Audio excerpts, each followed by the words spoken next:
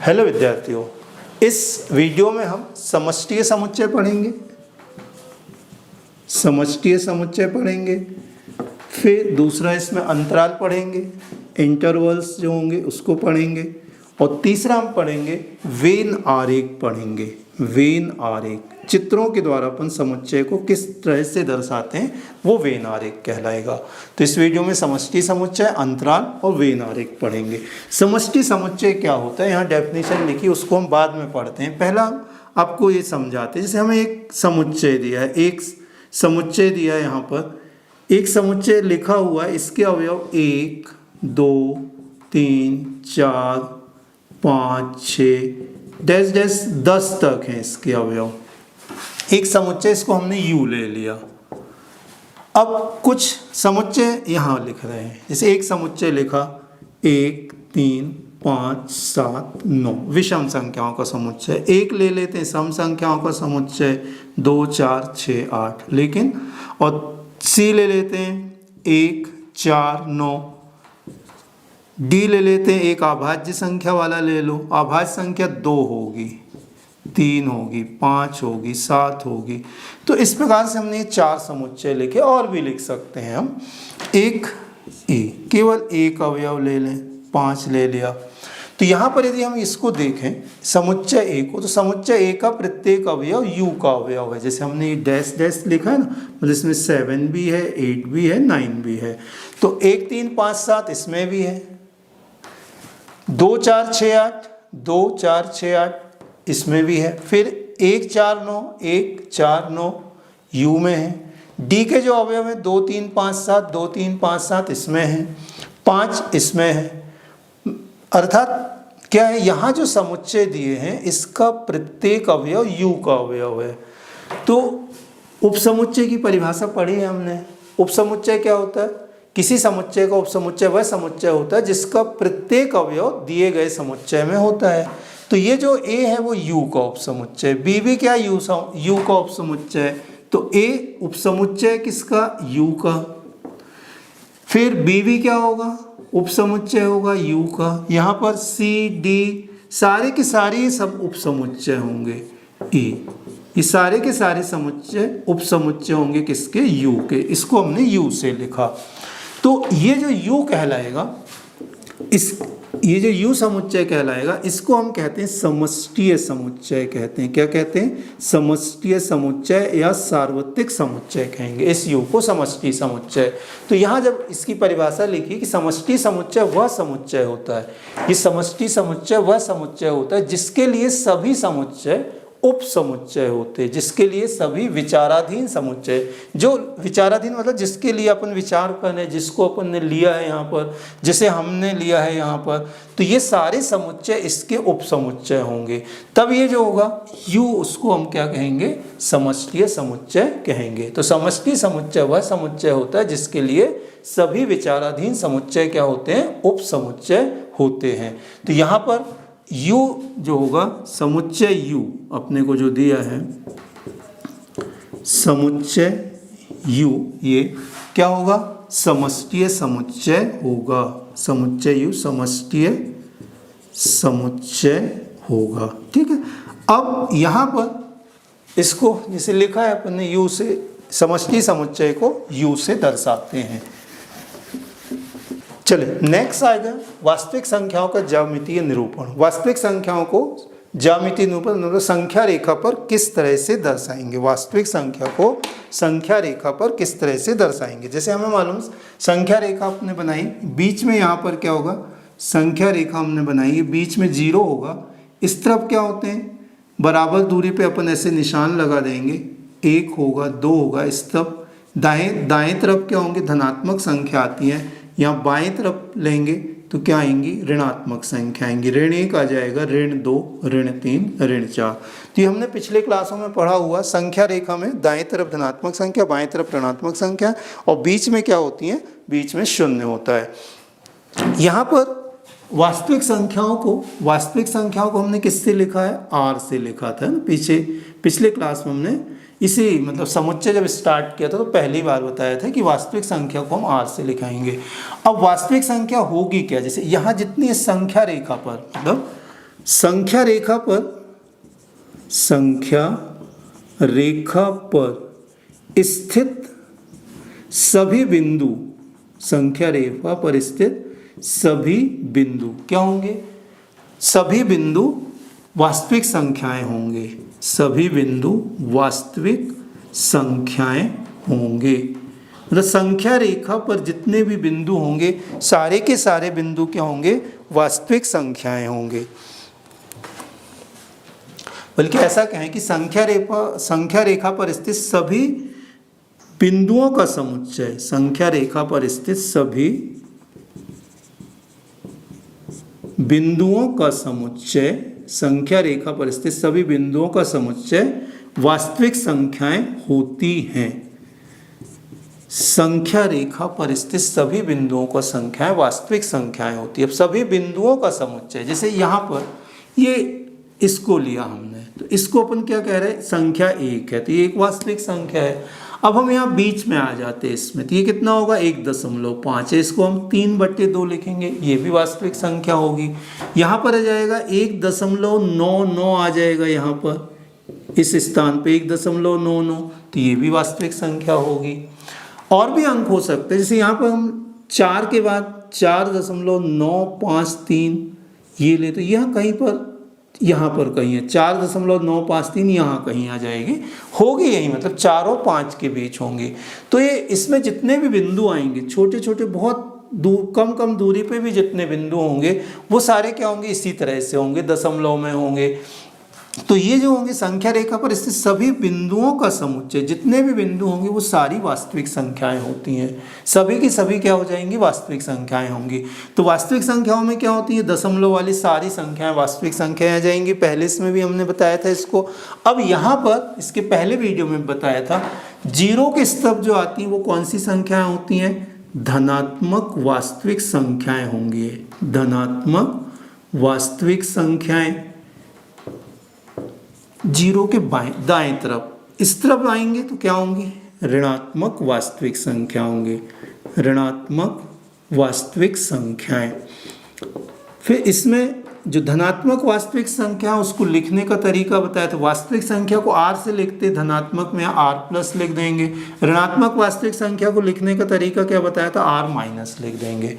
तो धनात्मक वास्तविक संख्या कहाँ से कहाँ तक होती है? तो ये 0 से अनंत तक होती है। अभी हम बता रहे हैं कि कोष्टक कैसे लगाएं, छोटे कोष्टक। या ऋणात्मक वास्तविक संख्या क्या होगी? ऋण अनंत होगा। यहाँ ऋण अनंत से कहाँ तक होगी? 0 तक होगी। तो ये ऋणात्मक वास्तविक संख्या है। तो धनात्मक वास्तविक संख्या 0 से अनंत के बीच आएंगे, 0 से ऋण अनंत के बीच ऋणात्मक वास्तविक संख्याएं आएंगे। अब यहाँ इसमें अपन ने क्या किया था? और भी बहुत सारी संख्याएं पढ़ी थी इसमें। धनात्मक, ये इसमें जितने पॉइंट्स वाली संख्या, ये भी वास्तविक संख्याएं आ जाएंगी ना। दशमलव पूरी संख्या रेखा पर, जो भी संख्या रेखा पर जितनी भी संख्याएं आएंगी वो सारी वास्तविक संख्याएं होंगी। फिर हमने पढ़ा था पिछले इसमें वीडियो में पढ़ा था, जैसे एक n पढ़ा था, इसको क्या पढ़ा था? Natural number. ऐसे 1 2 3 4 प्राकृत संख्या पढ़ी थी। फिर हमने क्या पढ़ा था? पूर्णांक भी पढ़ा था। पूर्ण संख्या पढ़ी थी, W, याद होगा। पूर्ण संख्या पढ़ी, W 0 से स्टार्ट होता है ये। फिर पूर्णांक संख्या पढ़ी थी, इसको Z से लिखा था, है ना, Z से लिखा है। तो Z में क्या? 0 के दाएं तरफ ये पूर्णांक होंगे, बाएं तरफ क्या आएंगी? ऋणात्मक संख्याएं आ जाएंगी। ऋण 1, ऋण 2, ऋण 3, मतलब धनात्मक ऋणात्मक दोनों आ जाएंगे। देखें इसमें जो है ना, जितने ये पॉइंट्स होंगे, जैसे ऋण 4, ऋण 3, ऋण 2, ऋण 1, 0, 1, 2, 3, 4, ये क्या आ जाएंगे? ये कौन सी संख्याएं होंगी? पूर्णांक संख्याएं होंगी। लेकिन इसके बीच की जो संख्या भी आएंगी वो दशमलव वाली, वो भी शामिल होगी, तो वो कौन सी संख्याएं कहलाएंगी? वास्तविक संख्याएं कहलाएंगी। तो वास्तविक संख्याओं मतलब इस संख्या रेखा पर कहीं पर भी कोई बिंदु ले लें, वो जो आएगी, जो भी रेखा आएगी उस बिंदु पर, जो भी बिंदु आएगा उससे संबंधित जो संख्या होगी वो वास्तविक संख्या होगी। फिर एक और लिखा था, कौन सी संख्या लिखी थी? Q लिखा था, मतलब परिमेय संख्या लिखी थी। तो परिमेय संख्या को अपन इस तरह से लिखा था, x बराबर P/Q लिखा था।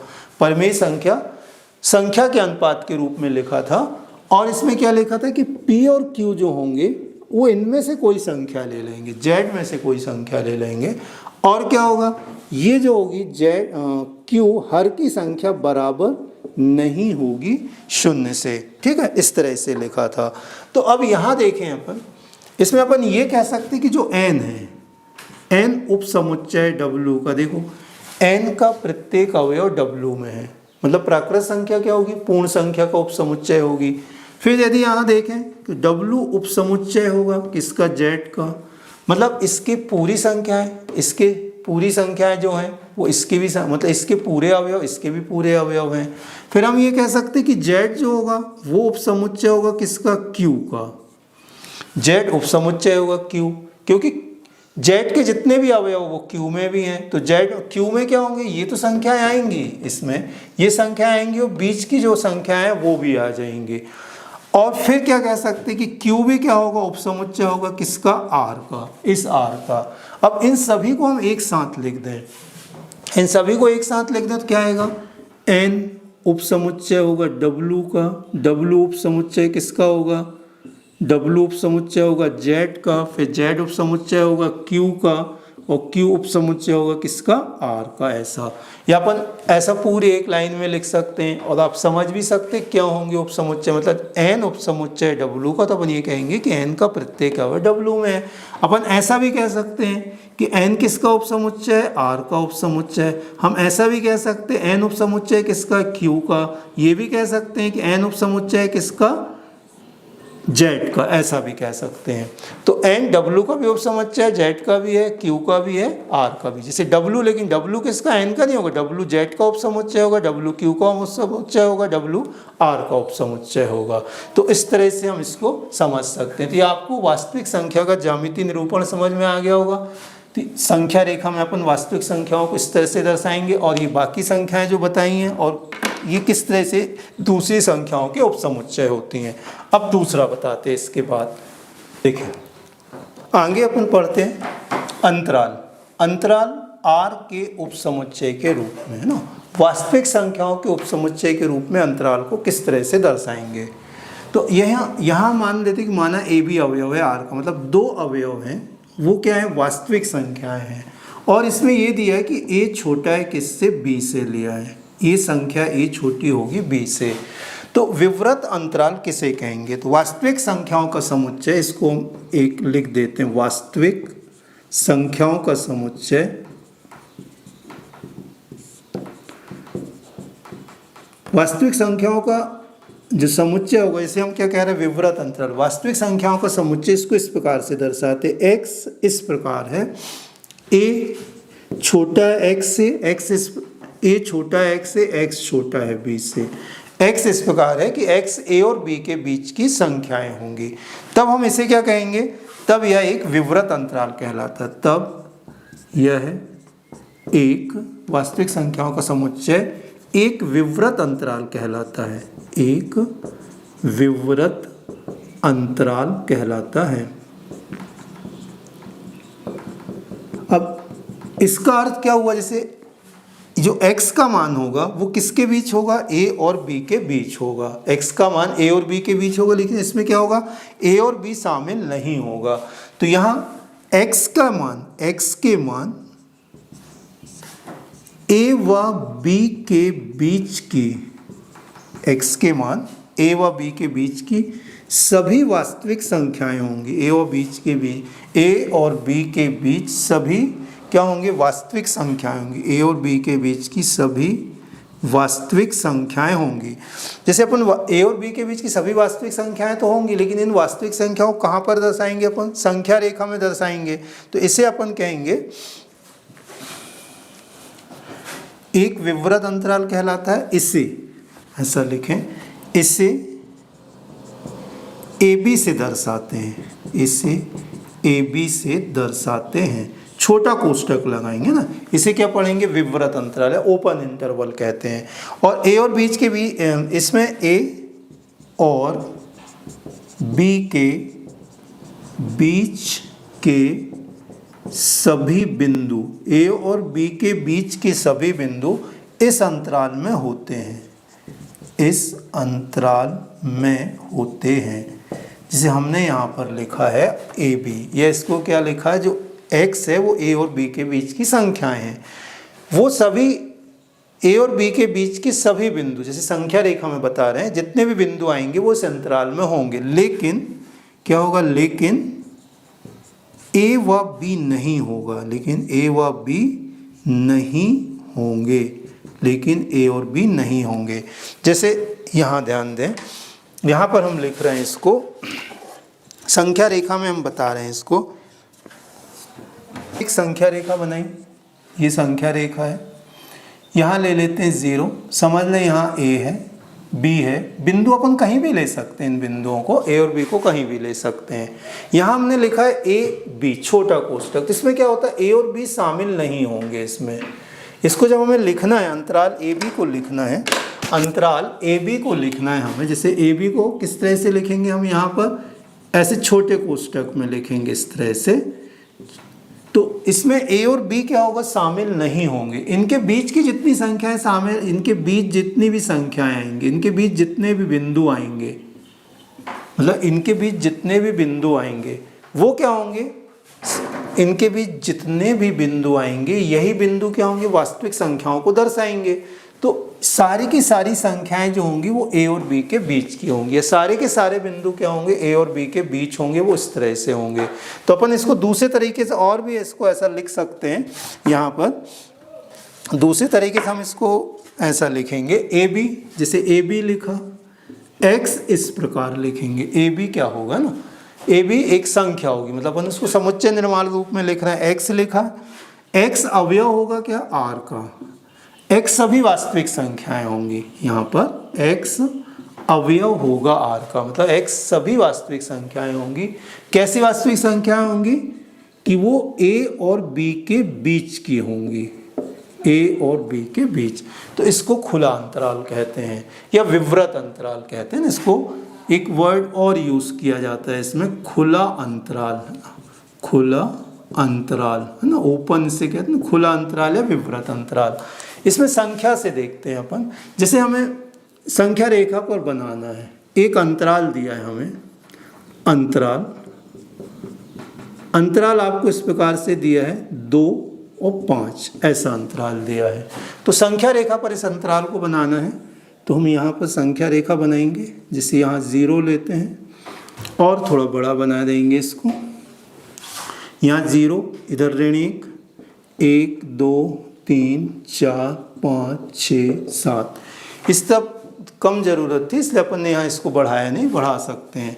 तो इसमें क्या आएगा, 2 और 5 के बीच की संख्याएं आएंगी, इसमें 2 शामिल नहीं होता, तो इसको लिखने का जो तरीका होता है, 2 शामिल नहीं है इसमें, 5 भी शामिल नहीं है, 2 और 5 के बीच की सारी संख्याएं शामिल होंगी।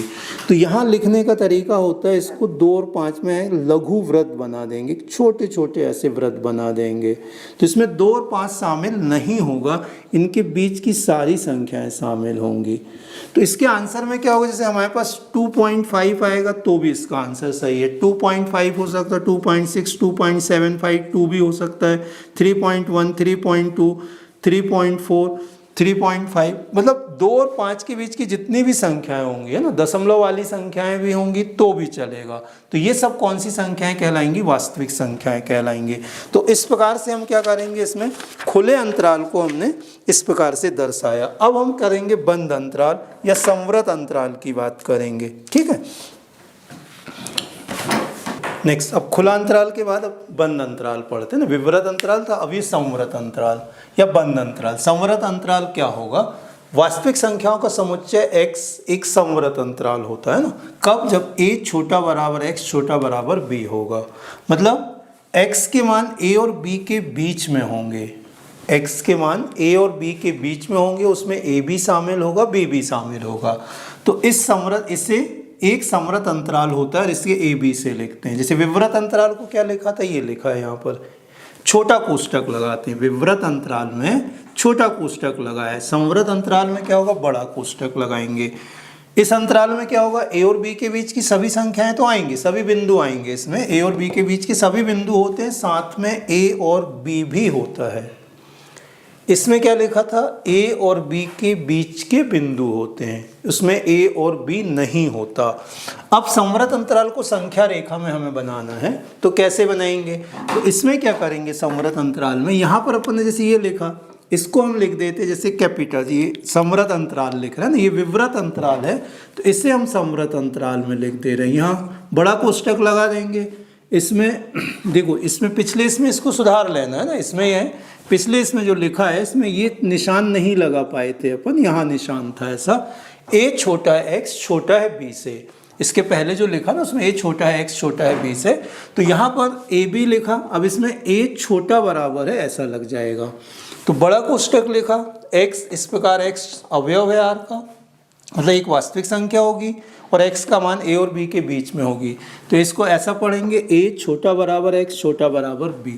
संख्या रेखा पर जब हमें दर्शाना होगा इसे हम कैसे दर्शाएंगे, इसे डार्क कर देंगे, इसमें ये इसमें डार्क होगा, उसमें क्या था, ये खाली वृत्त है, इसमें पूरे को हम इस प्रकार से कर देंगे, यहाँ ऐसे लिखेंगे, मतलब इसमें a भी शामिल होगा, b भी शामिल होगा और इनके बीच की सारी संख्याएं शामिल होंगी।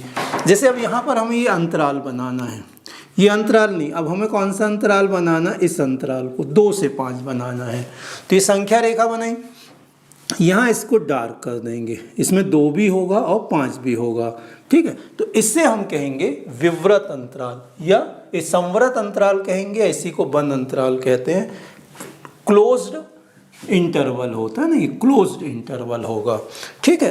अब इतना हमने समझाया, हम इसको फिर से एक बार शॉर्ट में बताते हैं, ये सारी चीज़ें बताने के बाद इतना हमने बताया, अब इसमें हमें क्या क्या चीज़ इसमें ध्यान रखनी, क्या याद रखनी है वो बताते हैं। जैसे इसका आंसर क्या होगा, इसमें 2 भी होगा, 2.1 भी होगा, 2.12 भी होगा, 2.134, मतलब इनके बीच जितने पॉइंट्स में भी आएंगे सारे बिंदु होंगे, अर्थात 2 और 5 के बीच की सभी वास्तविक संख्याएं होंगी, उसमें 2 भी शामिल होता है और 5 भी शामिल होता है, ठीक। यहाँ देखें, अभी जो बताया हम उसको एक बार फिर से रिपीट करते हैं। 2 चीज़ें पढ़ी इसमें हमने, विवृत अंतराल पढ़ा, विवृत अंतराल, और दूसरा पढ़ा हमने संवृत अंतराल पढ़ा, संवृत अंतराल। विवृत अंतराल को क्या कह देते अपन, खुला अंतराल भी कहते हैं इसको, और संवृत को क्या कहते हैं, ये खुला अंतराल भी होता है, और इसको क्या कहते हैं, संवृत को बंद अंतराल भी कहते हैं। इसको लिखने का तरीका क्या था, जैसे ऐसा लिखा, ए बी, एक्स लिखा, एक्स अवयव है आर का लिखा, ठीक है, एक्स अवयव है आर ये लिखा, और ए छोटा है एक्स छोटा है बी ऐसा लिखा, ठीक। ये अपन ने किस में लिखा, विवृत अंतराल में। यहाँ पर हमने संवृत अंतराल में कैसा लिखा है, बड़ा कोष्टक लिखा, ये ए बी आ जाएगा, ए बी होगा, फिर इसमें x इस प्रकार, x अवयव है आर का, अर्थात x सभी वास्तविक संख्याएं होंगी, और क्या होगा, a छोटा बराबर है x छोटा बराबर b होगा, तो ये संवृत अंतराल लिखा। और जब संख्या रेखा में बनाने की बात आई थी तो अपन ने उसको कैसे किया था, इस प्रकार से, जैसे यहाँ समझ ले 0 है, कहीं पर a भी अपन अपने मन से ले सकते, कहीं जैसे मान लो यहाँ पर a है यहाँ पर b है, तो इसको इस तरह से बना दिया था ऐसे, इस विवृत अंतराल को बनाया। संवृत अंतराल को बनाने का था तो कैसे बनाया था, संख्या रेखा बनाई, समझ ले यहाँ पर a है और यहाँ पर ये b है, जैसे ये a और ये b, ठीक है, a और b को इस तरह से दर्शाएंगे और इनके बीच का इसको भी डार्क कर देंगे, तो ये क्या आ जाएगा, संवृत अंतराल होगा। तो विवृत और संवृत अंतराल को इस तरह से दर्शाते हैं। अब इस पर आधारित कुछ क्वेश्चन हम बताते हैं। हाँ, इसमें अभी इसमें थोड़ा सा और रह गया, एक रुके इसमें, जैसे अर्ध संवृत, अर्ध संवृत,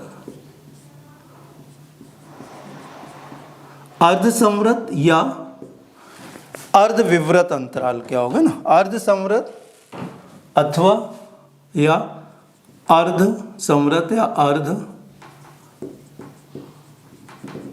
विवृत अंतराल।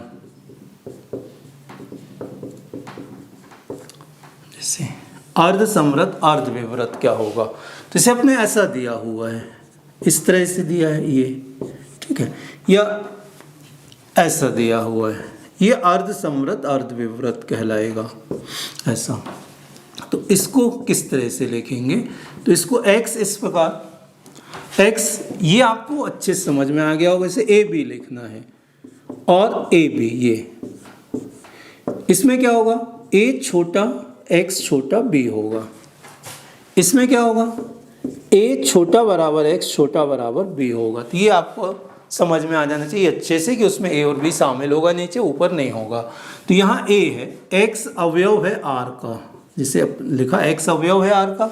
अब यहाँ पर क्या a की तरफ छोटा कोष्टक लगा है, तो ये शामिल नहीं होगा, मतलब x छोटा है a से, a छोटा है x से और छोटा बराबर b से। इस तरह से देखो, इसमें b शामिल है और a शामिल नहीं है, तो इसलिए छोटा बराबर यहाँ a आ जाएगा। इसमें देखें कितना आएगा, x इस प्रकार, x अवयव है r का, और फिर क्या लिखेंगे, इसमें a शामिल है, इसमें क्या होगा, a शामिल होगा इसमें, x इस प्रकार, x अवयव है r का, मतलब x सभी वास्तविक संख्याएं होंगी, r से क्या संबंधित है, r से मतलब सभी वास्तविक संख्याएं होंगी। इसमें a शामिल है लेकिन b शामिल नहीं होगा, तो a छोटा बराबर x छोटा बराबर b होगा। ठीक है, जैसे यहाँ पर लिखा हमने 5 7, इस तरह से लिखा, तो इसकी मीनिंग क्या होगी, 5 छोटा है x छोटा बराबर है 7 से, ऐसा ये लिखा। ऋण 3 8 लिखा, इस तरह से लिखा है, तो इसको किस तरह से लिखेंगे, ऋण 3 छोटा बराबर होगा x छोटा बराबर होगा क्या होगा 8, मतलब इसका अर्थ होगा कि x का मान ऋण 3 और 8 के बीच की संख्याएं सभी संख्या होंगी, उसमें ऋण 3 शामिल होगा लेकिन 8 शामिल नहीं होगा। अच्छा, फिर एक और चीज़ है, जैसे अभी वास्तविक संख्याएं लिखेंगे, धनात्मक वास्तविक संख्याएं लिखेंगे और ऋणात्मक वास्तविक संख्याएं, ये 3 चीज़ों की अपने को ज़रूरत पड़ेगी ना। ये r है, वास्तविक संख्या अर्थात क्या, जैसे अभी मैंने बताया था, अपन संख्या रेखा पे जितनी भी संख्याएं आएंगी, 1 2 इधर, ऋण 1 ऋण 2, स्तभ ऋणात्मक स्तभ धनात्मक, कुल संख्याएं सभी वास्तविक संख्याएं होंगी। तो यहाँ क्या होता है, ऋण अनंत होता है, स्तभ क्या होता है, धन अनंत होता है। तो वास्तविक संख्या को अपन इस तरह से भी लिखेंगे, ऋण अनंत से धन अनंत। इसमें ये दोनों अनंत कभी भी शामिल नहीं करते ना, अनंत के लिए हमेशा छोटा कोष्टक होता है। r प्लस है, मतलब r प्लस से अर्थ क्या हुआ, सभी धनात्मक वास्तविक संख्याएं। तो सभी धनात्मक वास्तविक संख्याएं कहाँ से स्टार्ट होंगी, 0 से अनंत के बीच की धनात्मक वास्तविक संख्या। ऋणात्मक वास्तविक संख्याएं क्या होंगी, ऋण अनंत से 0 की, ऋण अनंत से 0 की। ये ध्यान रखना कि छोटी संख्या को अपन पहले लिखते हैं, बड़ी संख्या को क्या लिखेंगे, बाद में लिखेंगे। तो ये भी अपने को मालूम होना चाहिए, क्योंकि ये अब इसकी अपने को काफ़ी ज़रूरत होगी अगले क्लासों में, अगले चैप्टर में भी होगी, है ना, नेक्स्ट ईयर भी होगी। चलो आगे अपन इसके बाद इसके पढ़ते हैं, इसके बाद अपन नया अब लिखते हैं, इससे संबंधित अपन क्वेश्चन करते हैं। चलिए देखें, यहाँ पर एक अंतराल लिखा है और इस अंतराल को समुच्चय निर्माण रूप में कैसे लिखना है। यहाँ अंतराल लिखें, इसको समुच्चय निर्माण में कैसे लिखना है, या फिर ये समुच्चय निर्माण में लिखें तो इनको अंतराल में कैसे लिखना है। 2 चीज़ें आपको अभी हमने थोड़ी देर पहले जो बताई थी वो आपको समझ में आ गई होगी। यदि हमने ऐसा छोटा कोष्टक लगाया, जैसे ऐसा लिखा है, तो यहाँ क्या होगा, इसमें छोटा कोष्टक आ जाता है ए बी, और यदि हमने ऐसा कर दिया, इस तरह से कर दिया, तो इसमें क्या होगा, बड़ा कोष्टक। मतलब छोटा के लिए है तो छोटा कोष्टक, और छोटा या बराबर लिखा है तो फिर इसमें क्या करना, अपने को बड़ा कोष्टक लगाना है। अब यहाँ पर देखें, अपने को क्या दिया, जैसे ये 3 शून्य दिया है, 3 शून्य, यहाँ दोनों में छोटे कोष्टक लगे हैं, तो समुच्चय निर्माण में क्या लिखेंगे, x इस प्रकार है, x अवयव है r का, इसको लिखना, x इस प्रकार है, x अवयव है r का, मतलब x वास्तविक संख्या होगी। कैसी वास्तविक संख्या होगी, ऋण 3 और 0 के बीच की। तो यहाँ ऋण 3 छोटा है x से और x छोटा है किससे, 0 से, तो यहाँ पर 0 आ जाएगा। तो इस प्रकार से लिखेंगे, और यहाँ पर एक धनु कोष्टक क्या होगा, बंद हो जाएगा यहाँ पर। इसके लिए देखें अपन, यहाँ क्या, दोनों में बड़ा कोष्टक, तो कैसे लिखा जाएगा, x इस प्रकार, x अवयव है r का, x अवयव है r का, मतलब सभी वास्तविक संख्याएं होंगी, और इसमें क्या होगा, सभी वास्तविक संख्याएं, और क्या होगा, 6 और 12 के बीच की, तो 6 छोटा बराबर x छोटा बराबर 12। ऐसा क्यों लिखा? क्योंकि बड़ा कोष्टक लगा हुआ है। इसको देखें कितना आ जाएगा, ये x इस प्रकार लिखेंगे, x अवयव है r का, ये तो कॉमन है, अपने को सभी में वास्तविक संख्याएं लिखनी है। अब यहाँ पर कितना आएगा, 5, छोटा कोष्टक है, 5 छोटा है x से, छोटा बराबर कितना दिया है, 9 से दिया हुआ है। अब ऋण 23 5, इसमें ऋण 23 शामिल है, 5 शामिल नहीं होगा, तो इसमें x इस प्रकार, x अवयव है r का, मतलब सभी वास्तविक संख्याएं होंगी 23 और 5 की, इसमें 23 शामिल है लेकिन 5 शामिल नहीं है, तो ऋण 23 लिख देंगे, छोटा बराबर है x से, छोटा है किससे, 5 से। तो इस तरह से इनको अपन यहाँ ऐसे लिखेंगे। अब दूसरा तरह, दूसरे में देखें आप, अपने को क्या दिया है यहाँ पर, समुच्चय निर्माण में दिया है अपने को, तो अपन इसको कैसे लिखेंगे, इस समुच्चय निर्माण को अपन किस में लिखना, अंतराल में। तो देखो ये दिया है 4 और 6 के बीच की संख्याएं, तो सबसे पहले तो यहाँ ऋण 4 लिख दें, ऋण 4 और कितना लिख देते हैं 6। यहाँ छोटा लिखा है तो छोटा कोष्टक, छोटा या बराबर है तो क्या आ जाएगा, बड़ा कोष्टक आ जाएगा इसमें। इसके लिए देखें ऋण 12 ऋण 10, दोनों में छोटा दोनों में छोटे का निशान है, तो कितना आ जाएगा, यहाँ ऋण 12 लिखेंगे, यहाँ छोटा कोष्टक रहेगा, ऋण 12 लिखेंगे, ऋण 12 और कितना लिखेंगे, ऋण 10, ये दोनों में छोटे कोष्टक। इसमें देखें 0 लिखेंगे, 0 के लिए क्या होगा, छोटा बराबर है ना, तो ये बड़ा कोष्टक आ जाएगा, और यहाँ कितना है, ये 9 है, तो इसमें छोटा कोष्टक आ जाएगा। इसमें दोनों छोटे बराबर दिए हैं, तो यहाँ पर क्या लिखेंगे, ऋण 3 से 4, इस तरह से। तो ये चीज़ आपको समझ में आना चाहिए, क्योंकि ये इससे इसको कैसे लिखा जाएगा ये भी मालूम होना चाहिए, और इससे हम इसको कैसे लिखेंगे ये भी मालूम होना चाहिए। ठीक है,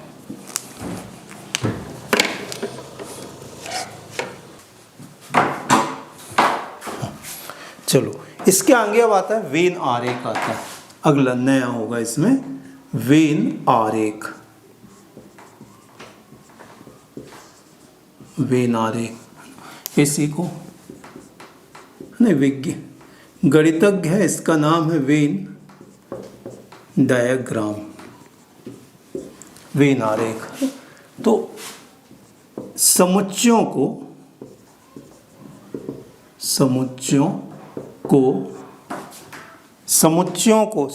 अपन क्या करेंगे, निरूपित करने के लिए आरेख का उपयोग करेंगे ना। समुच्चयों को निरूपित करने के लिए, समुच्चय को निरूपित करने के लिए, ठीक है, जिन आरेख का उपयोग किया जाएगा, समुच्चयों को निरूपित करने के लिए जिन आरेख, मतलब जिन चित्रों का, जिन आरेख का उपयोग किया जाता है, जिन आरेखों का उपयोग किया जाता है, समुच्चयों को निरूपित करने के लिए जिन आरेखों का उपयोग किया जाता है,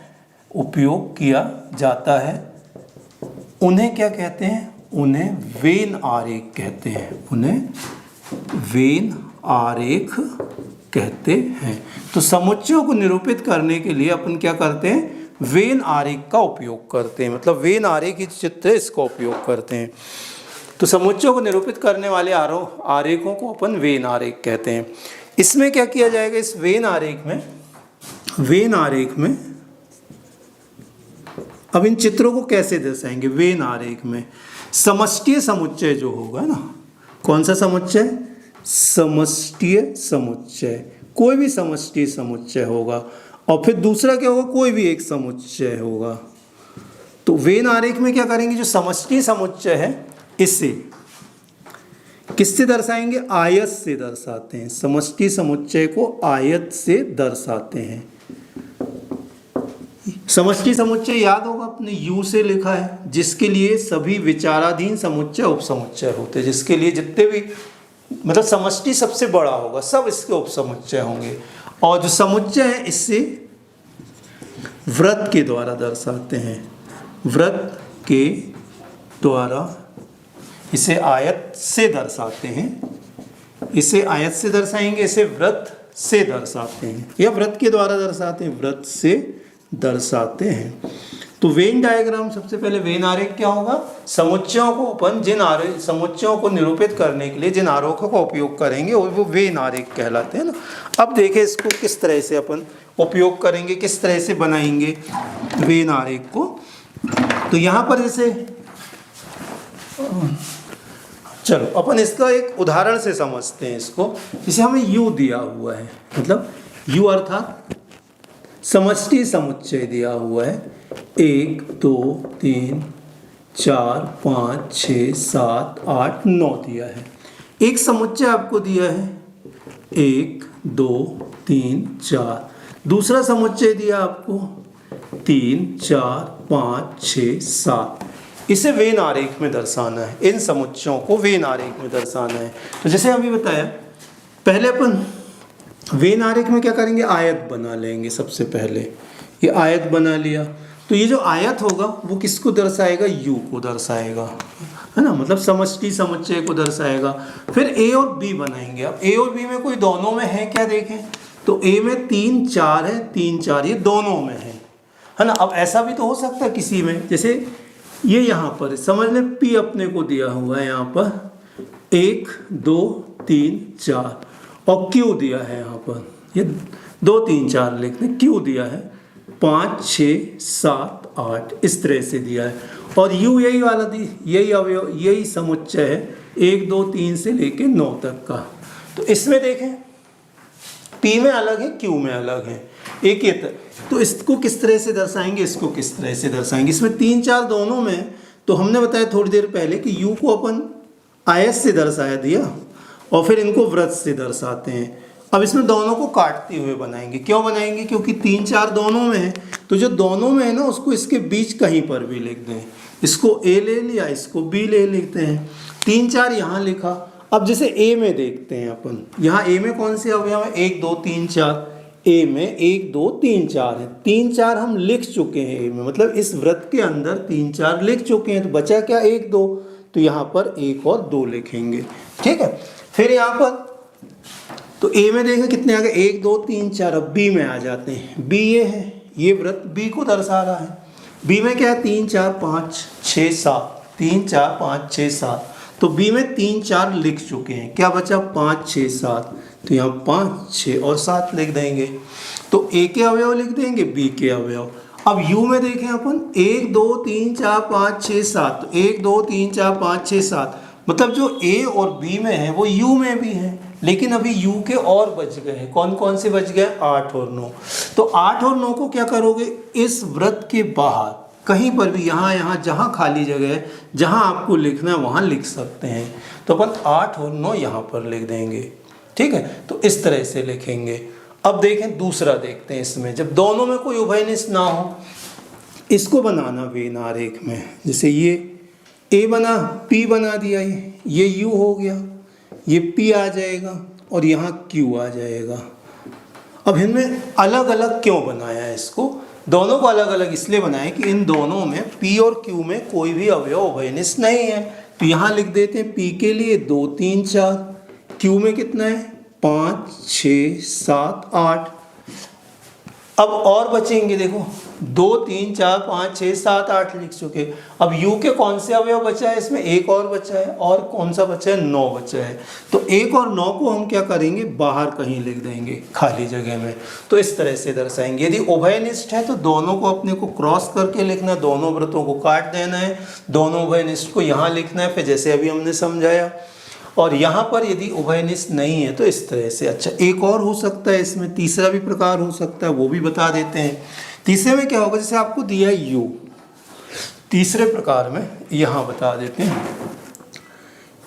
समष्टि समुच्चय दिया है U आपको। समष्टि समुच्चय में क्या होगा, जैसे ये लिख देते हैं 1 2 3 से लेके 9 तक की संख्याएं दी गई, 9 तक की प्राकृत संख्याएं, ठीक है। यहाँ शायद छोटे अक्षर दिख नहीं रहे होंगे, थोड़ा बड़ा लिख देते हैं। 1 2 3 4 9 तक है। A हमें दिया हुआ है 2 4 और 6 दिया हुआ है A, और B हमें दिया हुआ है 1 2 3 4 5 6 इस तरह से दिया है। इसमें खास बात क्या, देखो ए के जो अवयव है ना, यू के तो हैं ही, ए के जो अवयव बी के भी अवयव हैं, ए के जो अवयव बी के भी अवयव, तो अपन ये कह सकते हैं कि यहाँ पर जो होगा ए क्या होगा, उप समुच्चय है बी का। ध्यान से देखें ना, यहाँ 2 है, 4 है, 6 है, तो ए बी का उप समुच्चय है। तो इसको किस तरह से दर्शाएंगे, तो जब इसको दर्शाना होगा तो ये समष्टि के लिए क्या होगा, या समष्टि समुच्चय के लिए तो क्या होगा, एक आयत बना देंगे यहाँ पर, इस तरह से अपन आयत बना देंगे, ठीक है। अच्छा, उप समुच्चय कौन सा है, ए है, तो ए हम बनाएंगे यहाँ पर, ए ये बना दिया हमने एक, और इसी के बाहर बी बना देंगे। जो उप समुच्चय है ना वो अंदर बनाएंगे, बी उसके बाहर होगा और यहाँ पर यू होगा। अब ए के अवयव लिखते हैं, जैसे ए के अवयव कितने, 2 4 6 लिखा, 2 4 6, तो जो ए के अवयव है ना वो बी इसी के ऊपर है, तो ये बी के भी हो गए 2 4 6। अब बी के कौन से अवयव बचे, 2 4 6 लिखने के बाद 1 3 5 बचेंगे। तो जो 1 3 5 है ना, यहाँ बीच वाली खाली जगह में कहीं पर भी लिख दो 1 3 5। तो यदि हम अब बी के बारे में सोचें, मान लो यहाँ ए नहीं होता, समझे कि ये ए नहीं है, जैसे अभी ए नहीं है, तो बी में कितने हैं, 1 3 5, 1 2 3 4 5 6 है। लेकिन क्या हो गया, ए है यहाँ पर, तो ए में कितने हो गए, 2 4 6 भी होंगे। अब जो बचेंगे वो क्या होंगे, इसके बाहर होंगे यू के वे अवयव। तो 1 2 3 4 5 6 7 बचा, 8 बचा, 9 बचा, तो ये बाहर तरफ में लिखेंगे। तो वेन आरेख में 3 प्रकार से हमने बताया। एक क्या होगा, जब दोनों उभयनिष्ठ हो, ए और बी में, एक दोनों उभयनिष्ठ ना हो, एक उपसमुच्चय होगा किसका, दूसरे का उपसमुच्चय होगा, तब इस तरह से दर्शाते हैं, ठीक है। अभी हम समुच्चयों पर संक्रियाएं पढ़ेंगे। अब समुच्चय पर 2 संक्रियाएं मुख्य हैं इसमें, पहला समुच्चयों का संघ है और दूसरा समुच्चयों का सर्वनिष्ठ है। ये 2 संक्रियाएं। संघ क्या होता है, जैसे हमें संघ क्या होगा, 2 समुच्चयों का संघ क्या होगा, जैसे हमें दिया हुआ है समुच्चय ए दिया हुआ है, एक समुच्चय ए हमें दिया है।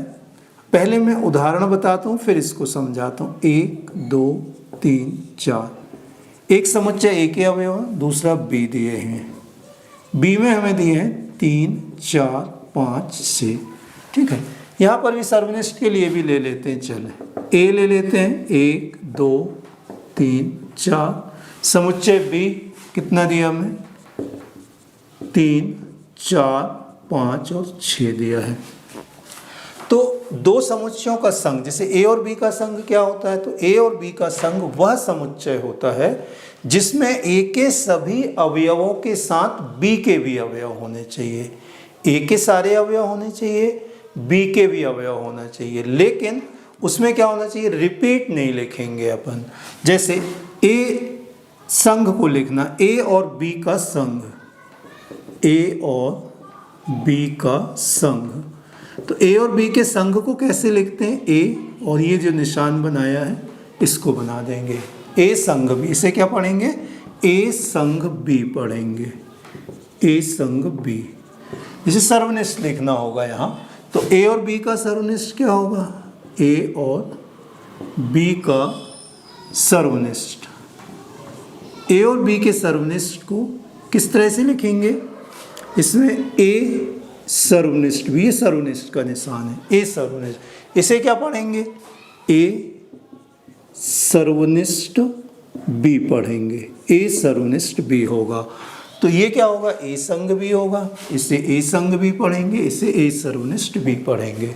तो इन दोनों का संघ क्या होगा, तो ए और बी का संघ, ए और बी का संघ क्या होगा, ए संघ बी कितना होगा। तो यहाँ ए के अवयव लिख देते हैं, हमने बोला कि ए और बी दोनों के अवयव लिख देते हैं, ए के भी अवयव लिखेंगे, ए के सारे अवयव लिखेंगे, बी के सारे अवयव। अब बी के अवयव ऐसे यहाँ लिख दिया 3 4 5 6 ऐसा, तो ए के सारे बी के सारे। लेकिन अभी अपने को क्या करना है, ये डबल आ गया ना 3 4, तो ये डबल नहीं लिखेंगे, केवल एक बार लिखेंगे अपन। तो 3 4 एक ही बार आएगा, तो यहाँ 1 2 3 4 और 5 6 हो जाएंगे। तो ये ए संघ बी होगा। तो ए संघ बी क्या होगा, ए संघ ए और बी, ए 2 समुच्चयों का संघ वह समुच्चय होता है जिसमें ए के भी सारे अवयव हों, बी के भी सारे अवयव हों, कोई भी अवयव दोबारा नहीं होगा। ए सर्वनिष्ठ बी क्या कहलाएगा, ए सर्वनिष्ठ बी होगा वह समुच्चय होता है, दो समुच्चयों का सर्वनिष्ठ वह समुच्चय होता है जो दोनों में उभयनिष्ठ होते हैं, उन अवयवों को लिखते हैं। तो दोनों में उभयनिष्ठ क्या है, यहाँ 3 4 इसमें भी है, 3 4 इसमें भी है, तो ये उभयनिष्ठ लिखेंगे 3 4, तो ये 3 4 आ जाएगा। अब यहाँ पर इसे हम संकेत के रूप में, मतलब इसे समुच्चय निर्माण में कैसे लिखेंगे, इसे समुच्चय निर्माण में कैसे लिखेंगे, जैसे ए संग बी लिखना है, ए संग बी समुच्चय निर्माण विधि में लिखने का तरीका है x इस प्रकार, x अवयव है ए का, ए संग बी बराबर x है, मतलब समुच्चय निर्माण में अपन x लिखेंगे इस प्रकार, x अवयव है ए का या x अवयव है b का, यहाँ हम या लगाएंगे, ठीक है। इसमें किस प्रकार से लिखेंगे, ए सर्वनिष्ठ बी को समुच्चय निर्माण में ए सर्वनिष्ठ बी को लिखेंगे x इस प्रकार, x अवयव है ए का, ये अवयव का निशान, x अवयव है ए का और x अवयव है ए का और x अवयव है बी का, ऐसा।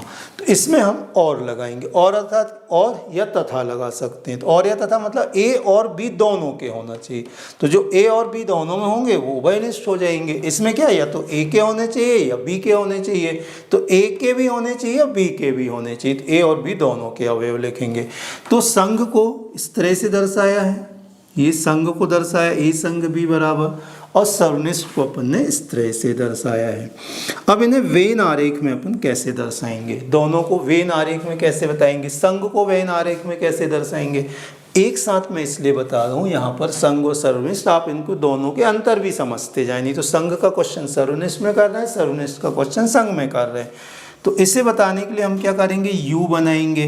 अब आपके मन में आ रहा सर आपने तो u यहाँ कहीं लिखा ही नहीं है, तो u नहीं लिखा मतलब कोई भी हो सकती है, लेकिन u में क्या होंगे, समष्टि समुच्चय में क्या होंगे, ये सारे अवयव होंगे, इसके अलावा भी और होंगे, तो यहाँ ये u आ जाएगा। फिर हम क्या करेंगे, a बना देंगे, फिर क्या यहाँ पर b बना देंगे, ये u हो गया, ये a आ जाएगा, ये b आ जाएगा, जो दोनों में है उनको बीच में लिख देते हैं, है ना।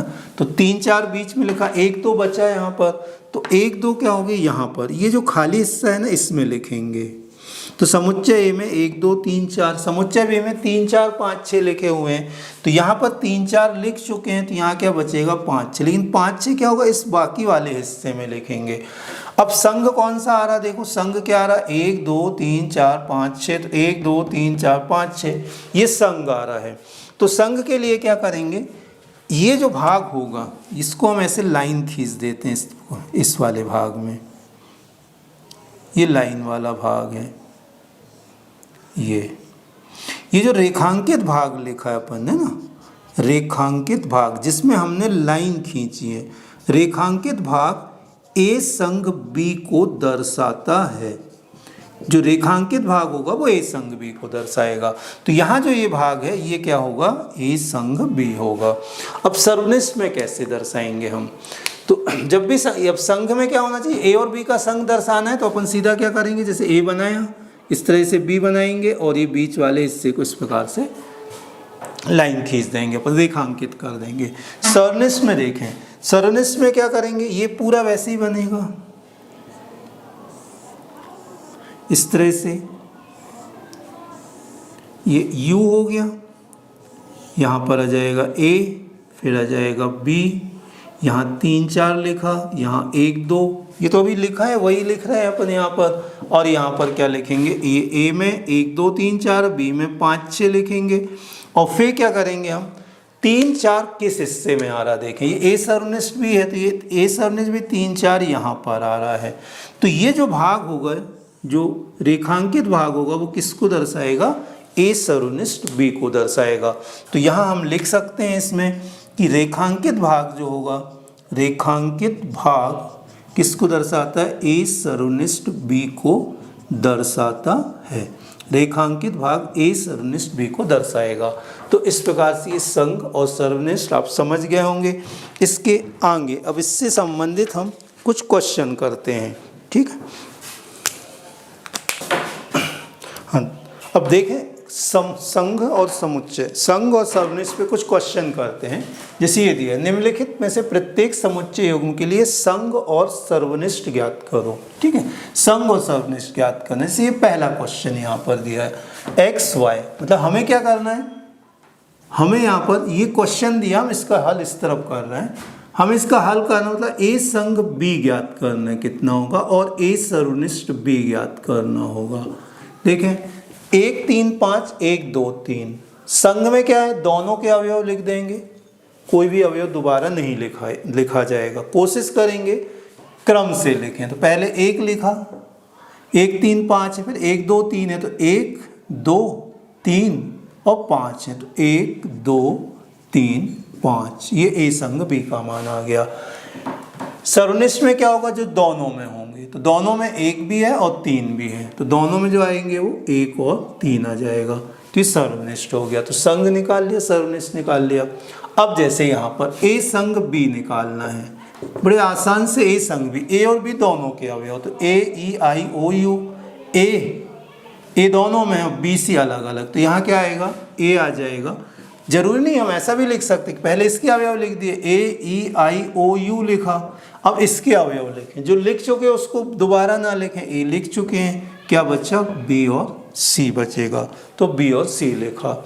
यहाँ देखें x अवयव है n का और 3 का गुणज है, x अवयव है n का और 3 का गुणज है, तो a क्या होगा, प्राकृत संख्या। प्राकृत संख्या क्या होती है, n कहा ना, तो प्राकृत संख्या मीन्स 1 2 3 4 5 6, लेकिन 3 का गुणज है, तो 3 का गुणज क्या होगा, 3 होगा, 6 होगा, 9 होगा, 12 होगा, ये 3 के गुणज होगा, है ना। यहाँ अपन क्या करें, इसको ये समुच्चय निर्माण में लिखा है, अपन इसको सूची विधि के बारे में सोच लें कि सूची विधि में अपन इसको, या सारणी विधि में अपन ने उसको कैसे लिखे। सारणी विधि में यदि अपन उसको समझ पाएंगे तो फिर क्या कर सकते हैं, अपन उसको जल्दी से क्या कर सकते हैं, समझ सकते हैं, उसको जल्दी समझ में आ जाएगा हमें क्वेश्चन। जैसे बी लिखा, x अवयव है n का, x छोटा है 3 से, तो 3 से छोटी संख्या है ना, तो कितनी आएगी, 3 से छोटी 1 और 2 आ जाएगी। तो इस तरह से होगा। इसमें दोनों क्या है, दोनों जो है 3 से छोटी संख्या, और दोनों कौन सी है, ये n मतलब पूर्णांक संख्या, n अर्थात प्राकृत संख्या होगी।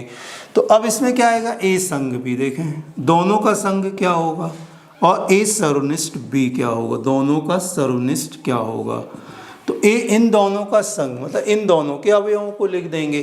तो एक तरीका तो ये होगा कि यहाँ लिखें 1 लिख दें, 2 लिख दें, और फिर कितना लिख दें, 3 6 9 12 15, ये सारे लिख देंगे, डैश डैश कर देंगे। इसके बाद दूसरा तरीका क्या आएगा, यहाँ पर इसको समुच्चय निर्माण में यदि लिखेंगे अपन, तो कितना आएगा, x इस प्रकार, x बराबर क्या आएगा, 1 और 2 आएंगे, है ना, एवं तथा 3 के गुणज, 3 के गुणज, है ना, 1 2 तथा 3 के गुणज, तो ये सारी संख्याएं आ जाएंगी, है ना। x अवयव है, इसमें ऐसा लिखेंगे, x अवयव है n का, x जो होगा 1 2 तथा क्या होंगे, 3 के गुणज होंगे, तो संघ में आ जाएगा। ठीक है, सर्वनिष्ठ में क्या हो जाएगा, सर्वनिष्ठ में तो क्या होगा, अपन क्या लिखा था, 3 से छोटी संख्या है, तो 1 और 2 ही थी, और 3 के गुणज 3 4 5 6, तो इसमें कोई उभयनिष्ठ अवयव नहीं है, तो ये रिक्त समुच्चय आ जाएगा,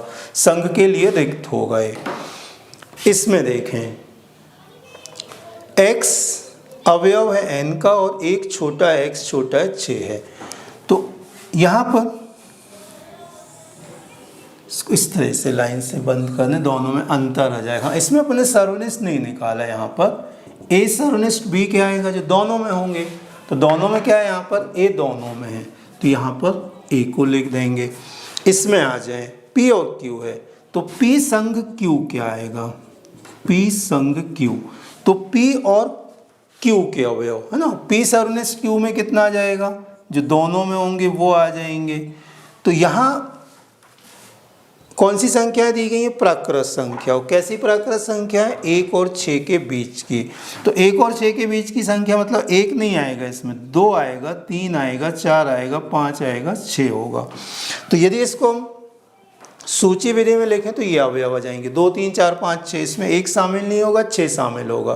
प्राकृत संख्या इसलिए 2 3 4 5 6। x अवयव है n का, मतलब ये भी प्राकृत संख्या 6 और 10 के बीच की संख्या, 6 और 10 के बीच क्या आएगा 7 8 9 आ जाएगा। तो ये p है, ये समुच्चय p के अवयव है, ये समुच्चय q के अवयव है। अब हमें p सर्वनिष्ठ q p संघ q निकालना है। तो जैसे ये समुच्चय निर्माण में लिखा तो हम भी समुच्चय निर्माण में लिख देते हैं। तो x इस प्रकार x अवयव है n का, x इस प्रकार x अवयव है n का। और अब संघ में क्या होंगे, ये दोनों आ जाएंगे, 2 3 4 5 6 7 8 9 ऐसे आ जाएंगे। तो यहाँ पर हम लिख देते हैं 2 छोटा बराबर है x छोटा बराबर है 9, ऐसा लिखा। अर्थात 2 और 9 के 2 3 4 5 6 7 8 9, तो 2 और 9 के बीच की संख्याएं होंगी, उसमें 2 भी शामिल होगा और 9 भी शामिल होगा। यदि हम इसको ये कोष्टक लगा देते हैं ऐसा, फिर इसमें क्या होता है 2 शामिल नहीं होगा और 9 शामिल नहीं होगा। आगे अपन देखें, इसमें सर्वनिष्ठ में देखें इन दोनों में क्या सर्वनिष्ठ है, तो इन दोनों में कोई सर्वनिष्ठ नहीं है। तो इसमें 2 से लेके 6 तक इसमें है, तो ये क्या आ जाएगा रिक्त समुच्चय आ जाएगा इस तरह से। तो इनमें दोनों का सर्वनिष्ठ समुच्चय क्या होगा रिक्त समुच्चय, इसमें भी रिक्त समुच्चय है, इसमें भी रिक्त समुच्चय है। यहाँ देखें एक समुच्चय दिया है और एक रिक्त समुच्चय दिया है। अब इन दोनों का संघ क्या होगा, तो a संघ b, a संघ रिक्त समुच्चय। तो a संघ रिक्त, इन दोनों के अवयव तो कितने आएंगे, इसमें तो दूसरे में तो कोई अवयव नहीं है, 1 2 3 आ जाएगा। तो 1 2 3 क्या होगा 1 2 3, फिर से अपन इसको क्या लिख सकते हैं a ही लिख सकते हैं। मतलब a संघ रिक्त समुच्चय 1 2 3 अर्थात स्वयं समुच्चय a होगा। और a सर्वनिष्ठ रिक्त समुच्चय मतलब इन दोनों का रिक्त, a सर्वनिष्ठ रिक्त मतलब a और b का सर्वनिष्ठ क्या होगा, तो ये क्या आएगा कोई अवयव नहीं होगा, इसमें कोई उभयनिष्ठ अवयव नहीं है, इसी को अपन क्या लिख सकते हैं ऐसा लिख देंगे रिक्त समुच्चय। तो इस प्रकार से हमने 4 प्रश्न बताए। आप बुक से अपने और भी क्वेश्चन सॉल्व कर लेंगे तो आपको ज़्यादा कॉन्फिडेंस हो जाएगा, फिर बनने लगेंगे, ज़्यादा अच्छे से बनने लगेंगे। चलो अब नेक्स्ट क्वेश्चन अपन देखते हैं। यहाँ पर ये क्वेश्चन लिखे हुए हैं, यहाँ a दिया हुआ, b दिया, c दिया, d दिया है। इन्हें अपने को निकालना, a संग b, a सर्वनिष्ठ b संग c, b सर्वनिष्ठ c, a संग d, a सर्वनिष्ठ d, a संग b संग c, a संग b, a सर्वनिष्ठ b सर्वनिष्ठ c, और इस प्रकार से बाकी दिए हुए हैं। तो एक एक करके हम सॉल्व करते हैं। सबसे पहला हल करते हैं। पहला हल आता है, पहला हमें निकालना a संग b निकालना है। देखें a संग b मतलब a और b दोनों के अवयव, तो 3 5 7 9 11, 3 5 7 9 11 लिखेंगे। फिर 7 9 11 लिख चुके हैं तो फिर केवल कितना आएगा 13 आ जाएगा ये। तो इन दोनों के अवयव लिखना है, कोई भी अवयव दोबारा नहीं आना चाहिए, रिपीट नहीं होना चाहिए, ठीक है। अब यहाँ पर सेकंड लिखते हैं। यहाँ पर सेकंड में क्या दिया अपने को a सर्वनिष्ठ b निकालना है। a सर्वनिष्ठ मतलब a और b दोनों में जो है, तो इसमें 7 9 11 दोनों में है, तो यहाँ लिख देंगे 7 9 11, ठीक। अब इस पे आ जाओ तीसरे पे। तीसरे में क्या निकालना हमें b संग c निकालना है। तो b है c है, दोनों का संग क्या होगा दोनों के अवयव। तो पहले b के लिख दो, 7 9 11 13, ये b के अवयव लिखा। और फिर क्या करेंगे c के लिखेंगे, तो 11 लिख चुके हैं, 13 लिख चुके हैं, 15 और बचेगा, तो यहाँ 15 लिख देंगे। तो 7 9 11 13 15। अब सर्वनिष्ठ निकालना होगा, मान लो हमें b सर्वनिष्ठ c, तो इन दोनों का सर्वनिष्ठ क्या आएगा b और c का जो दोनों में होंगे, तो 11 13 इसमें, 11 13 इसमें है, तो यहाँ पर क्या लिख देंगे 11 और 13 लिख देंगे। अब ये a संग d, तो a और d का संग, ये इन दोनों का संग, तो कितना आ जाएगा a संग d, a के अवयव 3 5 7 9 11 और d के क्या आएंगे 15 17, तो यहाँ से 15 17 सर्वनिष्ठ निकालना है इन दोनों का। तो इन दोनों का सर्वनिष्ठ क्या आएगा कोई नहीं है, दोनों में कोई उभयनिष्ठ नहीं है, तो रिक्त समुच्चय आ जाएगा। तो ये तुम्हें करना है ना, 5वां 6वां। अब हम बता रहे हैं इसमें 7वां। 7वें में क्या निकालना, a संग b संग c, a संग b संग c हमें निकालना है। एक साथ निकाल सकते हैं, पहले ए संग बी निकाल लें, उसके साथ फिर सी को निकाल लें। तो ए संग बी संग सी में क्या करें, जो तीनों में है ए बी सी में, तो पहले ए के लिख लें 3 5 7 9 11, फिर बी के लिख लें 7 9 11 लिख चुके हैं 13 आ गया, ए के लिखे बी के, अब सी के लिखें तो 11 13 लिख चुके हैं तो कितना आएगा 15। तो ए संग बी संग सी में क्या होगा, जो इन तीनों में जो इसके इसके इसके तीनों के अवयव लिखेंगे, कोई भी अवयव को रिपीट नहीं करेंगे। आठवां देखें, आठवें में क्या निकालना अपने को, ए सर्वनिष्ठ बी सर्वनिष्ठ सी निकालना है। आठवें में ए सर्वनिष्ठ बी सर्वनिष्ठ सी, तो तीनों में जो उभयनिष्ठ होंगे, तो देखो तीनों में क्या होगा, सिर्फ 11 ऐसा अवयव है जो तीनों में है, मतलब ए में भी है बी में भी है और सी में, जो तीनों में होगा उसको यहाँ पर लिख देंगे तो 11 आ जाएगा। 7 9 यहाँ है लेकिन इसमें नहीं है, 13 इन दोनों में लेकिन ऊपर नहीं है, तो ये तीनों में जो उभयनिष्ठ होगा वो 11। अब इन्हें निकालना, नौवां क्वेश्चन निकालने के लिए पहले क्या करेंगे अपन, ए को ले, पहले हम क्या करते हैं ए को लिखते हैं और फिर बी संग डी को लिखते हैं। देखें 9वें में हमें क्या करना है, ए सर्वनिष्ठ बी संग सी निकालना है। तो पहले हम ए निकालते हैं, पहले ए लिख लेते हैं और फिर बी संग डी लिखेंगे और फिर यहाँ पर क्या लिखेंगे, ए सर्वनिष्ठ बी संग डी लिखते हैं, ए सर्वनिष्ठ बी संग डी, इसको लिखेंगे। तो पहले ए लिखें, तो ए कितना दिया 3 5 7 9 11, ये ए दिया है, तो 3 5 7 9 11 ए को लिखा। अब बी संग डी कहाँ, देखें बी यहाँ पर है डी यहाँ पर, ये बी है ये डी है, तो बी और डी दोनों के अवयवों को लिखना है, कोई भी अवयव रिपीट नहीं होगा। तो बी के कौन से अवयव हैं, 7 है 9 है 11 है और 13 है, 7 9 11 13, और डी में कितना है 15 17 है, तो 15 और 17 ये दोनों को लिखा। बी संग डी मतलब बी और डी के दोनों के अवयव लिखना, कोई भी अवयव दोबारा नहीं आएगा। अब ये ए आ गया, ये बी संग डी आ गया। अब इसका सर्वनिष्ठ मतलब इन दोनों में जो होगा, तो इन दोनों में देखें 7 9 11 7 9 11 ये दोनों में है, तो इन दोनों का सर्वनिष्ठ क्या होगा, जो ए और बी संग डी दोनों में होगा। तो यहाँ क्या लिख देंगे 7 9 और 11 लिख देंगे, ए सर्वनिष्ठ बी संग डी आ जाएगा। अब इसको लिखना है हमें, कौन सा 10वें को लिखना है, तो हम इसको यहाँ बताते हैं 10वें को, 10वां क्वेश्चन। तो यहाँ अपने को क्या, पहले ए संग डी निकालते हैं, सबसे पहले ए संग डी निकालेंगे, फिर इसके बाद क्या निकाल लेते हैं, बी संग सी निकाल लेंगे, बी संग सी निकालते हैं, फिर इन दोनों का सर्वनिष्ठ निकालना है, मतलब ए संग डी और बी संग सी, इन दोनों का क्या सर्वनिष्ठ निकालना, मतलब जो दोनों में होंगे। तो सबसे पहले तो यहाँ लिखेंगे ए और डी दोनों में जो हो उसको लिख लो, ए संग डी। तो देखो ए यहाँ पर है डी यहाँ पर है, जैसे ए ये दिया है आपको, डी ये दिया, दोनों के अवयव, तो ए संग डी क्या आएगा 3 5 7 9 11, 3 5 7 9 11, ये ए के आए और डी के कितने 15 17 आएंगे, 15 और 17, तो 3 5 7 11, 3 5 7 9 11 15 17 ए संग डी। अब बी संग सी निकालते, इन दोनों का निकालेंगे संग, तो 7 9 11 13, 11 13 15, तो 7 9 11 13, पहले बी के लिखे अब सी के लिखते हैं, 11 13 लिख चुके हैं, तो सी में क्या बचेगा 15 और बचेगा ये।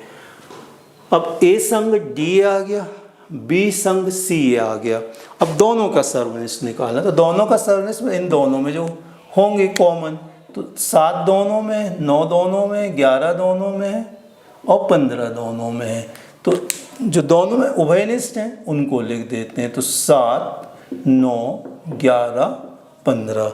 तो इस तरह से करेंगे। तो ऐसे क्वेश्चन आप समझ गए होंगे कैसे करना है ना। आप अपने बुक से क्या करें, और भी क्वेश्चनों को क्या कर लेना, इसके सॉल्व कर लेना, ठीक है।